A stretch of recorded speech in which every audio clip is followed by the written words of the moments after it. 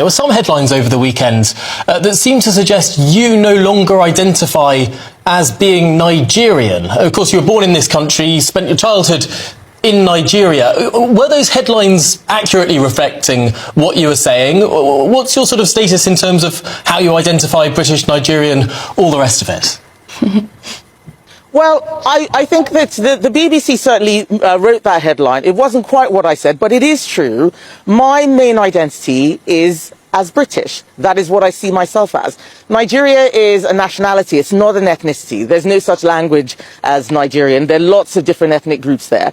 And I think that as a politician in this country, we need to be very focused on what is happening here, not what's happening elsewhere. And every day, I see loads of Labour MPs in particular talking about every other country except the UK. If you come to this country, you need to be very focused on making sure that you integrate. And if you're a politician, you need to be 100% focused on British issues. And that's basically what I was saying. Nigeria is just a nationality. It is not an ethnicity. I know some of you did not hear her say that, right? Some of you did not hear her say it. In fact, she went on to say that there is no such language as Nigeria. But it is true.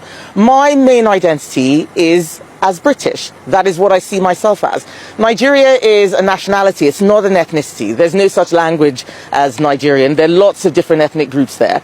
And I think that as a politician, Hey, Kemi has come with the worst. Now, in the recent time, there has been a video of Kemi Badnock, the leader of the Conservative Party in the United Kingdom. There has been a video of her trending on social media where she said that she no longer identifies herself as a Nigerian. Oh yes, and you know, people has come out to start bashing her. Of course, we know Kemi Badnock now. Kemi Badnock is a lady born in Yoruba land. Yes, she's a Yoruba lady. Her mother and father is from Yoruba, so she was opportune to have traveled to UK and became the leader of a Conservative Party. Now, Conservative Party is the party leading in the United Kingdom. So, as God may have it, she became their leader. And since last year she became their leader, she has been trying to distance herself from Nigeria.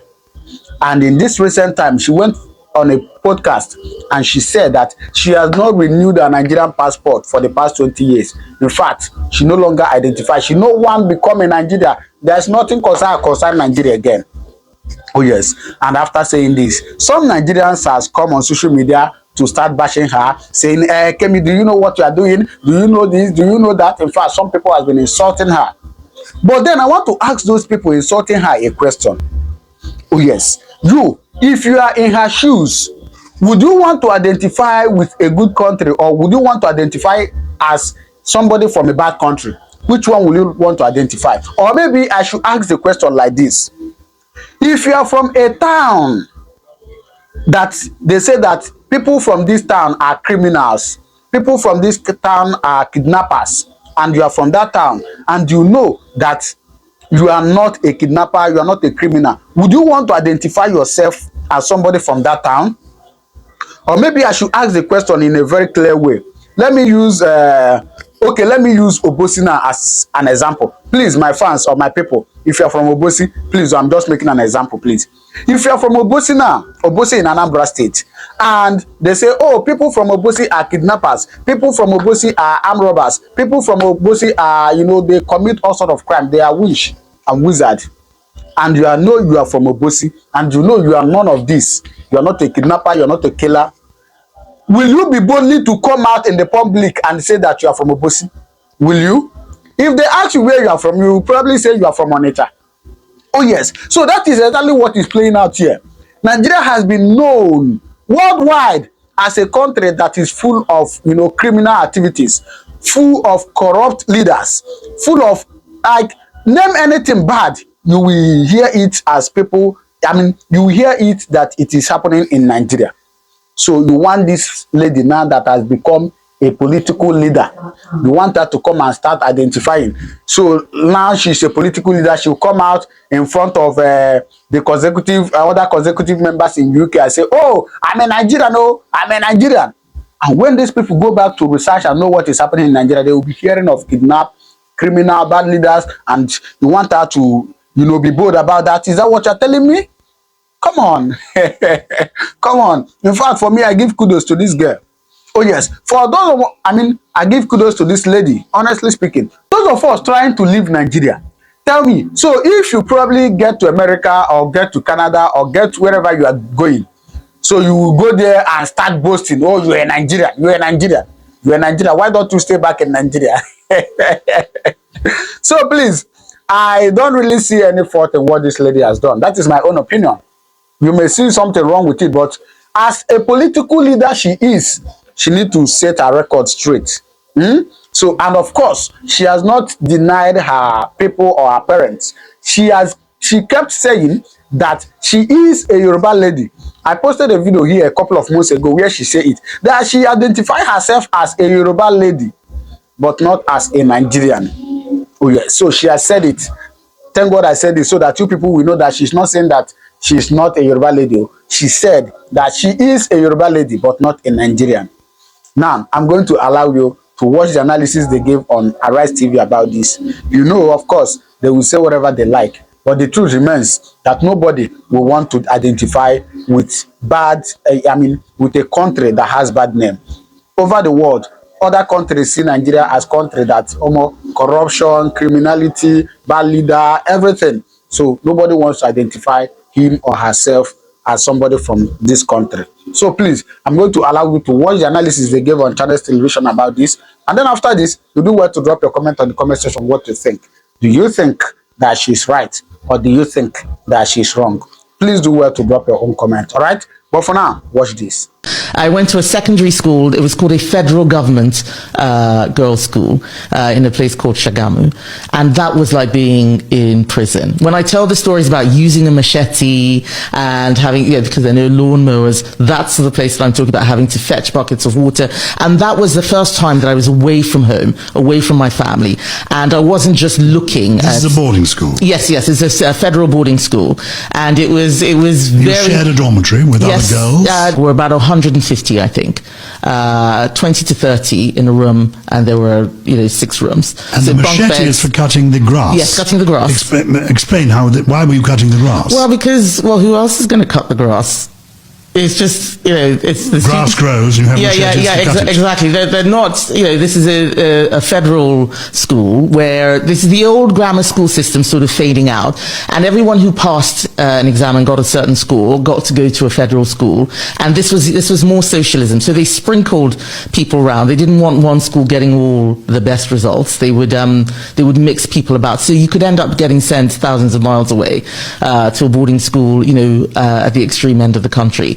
So I was lucky. I didn't get sent too far away, but I was very far from home. I'd never been away from home before. And it was like Lord of the Flies. The students were in control. We needed to look after the school ground. So using a machete, having to clean toilets with no running water. I'm not going to go into the description of that, but it is very, very, very grotty. For Kemi Badenoch's interview with CNN's Farid Zakaria, where she stated that she cannot pass her right of Nigerian citizenship to her children because she is a woman, has been met with a flurry of reactions and debunked as a fallacy. The leader of the Conservative Party during the interview compared the immigration policies of Nigeria and Britain. She used this comparison to highlight what she perceives as an imbalance in immigration policies, arguing that while it's difficult to obtain Nigerian citizenships, many Nigerians can easily acquire British citizenship. Well, let's take a look before we take some reactions. There are many people who come to our country, to the UK, who do things that would not be acceptable in their countries. It's virtually impossible, for example, to get Nigerian citizenship. I had that citizenship by virtue of my parents. I can't give it to my children because I'm a woman. Yet loads of Nigerians come to the UK, stay for a relatively brief period of time, acquire British citizenship. We need to stop being naive, and that's why under my leadership we now have policies to make it a lot harder to just get British citizenship. It's been too easy. It's basically a conveyor belt. We want people who have who want to come to our country to be net contributors, not people who will immigrate and then need welfare, need social housing. That's not right because they haven't paid into the system. Well, Kemi's claim has been countered by provisions of the Nigerian Constitution. Well, according to Section 25(1)(c) of the 1999 Constitution, a person born outside Nigeria is a citizen of Nigeria if either their parents is a Nigerian citizen, regardless of gender. Well, let me take a comment from the former Controller General of Nigeria, Mohammed Babandede, who wrote, as a former Controller General of the Nigerian Immigration Service, who oversees citizenship matters, Section 25 of the Nigerian Constitution allows persons whose parents or grandparents, both male and female, become citizens by birth. He got a lot of comments and commendations for that tweet. People were very thankful to him for putting out that tweet. Let me take another one from the activist, Dr. Shola Moshogbamimu, who wrote, Kemi Badenoch owes Nigeria an apology for this brazen lie. What an embarrassment of a political prostitute she is, a parent who shamelessly weaponizes her kids for political gain is a disgrace. Keep Nigeria out of your mouth, Kemi Badenoch. And she posted a video. Let's take a look. Hey, Kemi, Shuri Ekpe, is your head correct? Are you okay? Kemi Badenoch just lied on CNN to a global audience. She's a shameless political prostitute who doesn't hesitate to weaponize her children for political gain. Fun fact, both Kemi and I are in our 40s, both born in London, both have British-Nigerian dual citizenship, and just like her, I got my Nigerian citizenship from my parents, and we both have 3 kids, and that is where the similarity does. My kids have Nigerian citizenship, and my sex and gender had jack all to do with it because that's not how it works. So the only reason Kemi's kids don't have Nigerian citizenship is because she doesn't want them to be Nigerian citizens. It's not like Nigeria doesn't have enough issues of its own, so why embellish it with falsehoods, with lies about misogynist birthright citizenship bull? I be kidding, jati don't so don't do anyway, Kemi. Can you see you're not okay? Oh, we're okay at all. Kemi is such an olodo. She didn't bother to do her research before going to embarrass herself on a global platform like CNN because her intention was to embarrass Nigeria, but it's backfired again. Certainly backfired again. Kemi, does not like peace. Well, all right, let me take it to you before I come to you, Bimbai. And this is from R.W. Monye, who wrote, she was mistaken in claiming she couldn't confer citizenship on her children because she's a woman. However, the confusion is understandable as Nigerian law does not allow a woman to confer citizenship on her foreign husband through marriage, which is a more concerning issue. I think this is also a more concerning issue, and that's why I'm coming to you, our favorite Niger wife, obviously. But you know, this is a big issue, the citizenship, and of course, a personality like Kemi, do we call him Badenoch? She shouldn't be lying on TV, on CNN, really. Go ahead.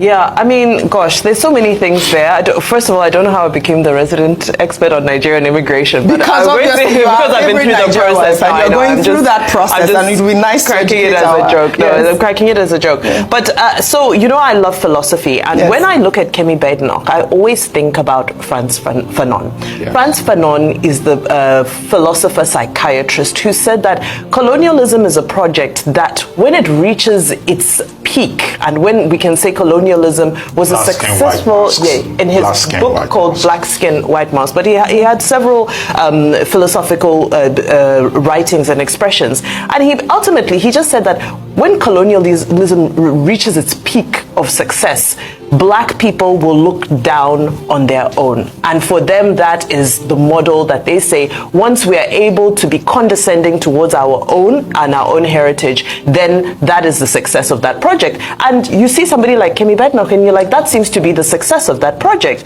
I mean, I'm not sure how you will come and tell outright lies, because so it's one thing for your spouse to get citizenship. It's a difficult process, and for men it's impossible for now. But for your children, to get Nigerian citizenship is one of the easiest things on earth. In fact, it's too easy because once you go to your local government and say this is your child, it's that easy. It's actually that straightforward. You know, I'm oversimplifying it, yes. but it's unfortunate that she feels that she needs to denigrate her country in order to get herself all the time. ahead. That's all she does. It's not necessary. She needs to give us more to offer. Badnock is lying. Yes. Because within the purview of Section 25 sub 1C of the 1999 Constitution, our children are automatically Nigerian citizens. That's it. If either of your parents is a Nigerian, you are a Nigerian. Whether you were born in the Antarctic or you were born in Australia or anywhere. So our children are automatically Nigerian citizens. The only reason they can no longer be Nigerian citizens in a country that recognizes dual citizenship is if they renounce Nigerian citizenship when they attain the age of maturity. The decision is theirs. So that's why Mrs. Shogba Mimu was saying, look, she's the one who does not want her children to be Nigerians. She talked about being a woman. Now, Section 42 of the same 1999 Constitution says that nobody can be discriminated against on the grounds of gender or circumstances of birth or religion or belief. In other words, it will amount to an anti-constitutional move to discriminate against our children on the basis of the fact that she is a woman. This is it. This is not to say, however, that there are no problems with Chapter 3 of the 1999 Constitution. For example, a foreigner married to a Nigerian man can become a citizen by registration. But a foreigner who is male, married to a Nigerian woman, cannot automatically get citizenship of Nigeria. It will take a long process. It can take up to 20 years. All right. It will have to apply to become. Those are the details. Those are the details, really. Kemi Badenoch. Please leave. Yes, that is it. Just leave Nigeria's name out of your mouth. That really is what a lot of Nigerians are asking at this point. From next year, 2 million immigrants could automatically claim British citizenship. 2 million people. That's nearly twice the population of Birmingham. That's massive. We've introduced a deportation bill because we're committed to bringing immigration down. Back in February, we demanded Labour triple the time for new immigrants to get a British passport. They voted it down. And now they brought in some half-assed version that's not going to work. Here's what will work. Deport all foreign criminals. Mandatory age checks, no more pretending to be kids. Tougher visa rules and salary thresholds. Disapply the Human Rights Act to immigration cases, no more abusing human rights laws to dodge deportations. Make asylum support repayable, and no permanent right to stay in the UK if you've relied on benefits. Until that's law, we won't fix this. Labour should adopt it now. It's time to get tough. That's what the Conservatives' deportation bill delivers. And we're going to go further. Our country is a home, not a hotel. And if we don't defend it, no one else will. All right. So you have seen it. So what do you think about it? Do well to drop your comment on the comment section what you think, all right? I'll see you in my next video. Thank you very much, and God continue to bless you.